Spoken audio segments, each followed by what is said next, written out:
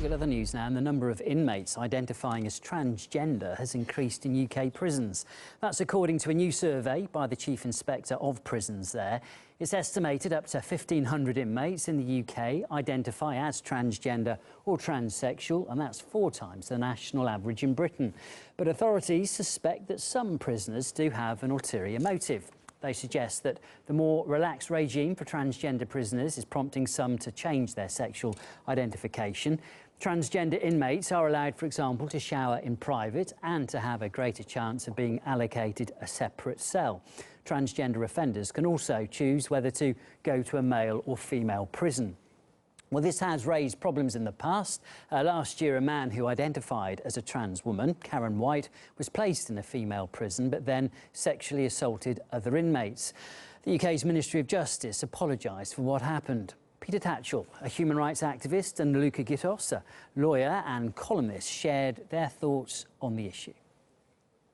If we start diluting a women's prison as a space for specifically women, then I think that does raise serious questions about how we protect women's spaces in wider society. We don't want to take away places from women, but I think, the Ministry of Justice should be funding the creation of new specialist transgender wings in prisons, which are just for transgender prisoners, where they are comfortable, where they're not threatened. I think we need to be extremely wary of that, because I'm afraid that if you are going to find people who will take advantage of a prison, and I say this someone who works with prisoners every day, it will be prisoners who will use this to their best advantage, because a lot of them frankly have nothing to lose in doing so. Obviously we do need to be aware of the tiny minority who may do bad things, but that doesn't mean to say that we should therefore generalise and therefore adopt a knee-jerk reaction to limit the rights of transgender people. I don't think that we consider the women in the women's estate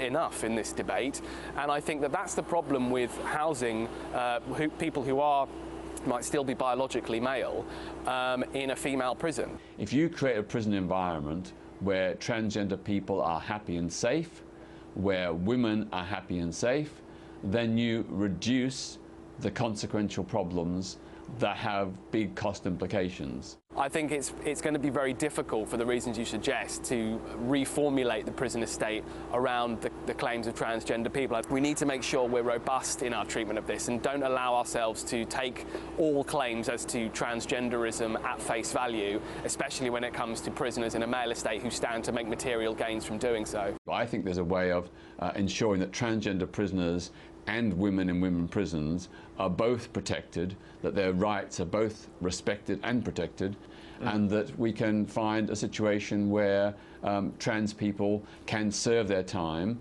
in prison without threatening anybody else. And that is why, as I said, I think the best way to go is in terms of dedicated trans segregation units for trans people in prisons.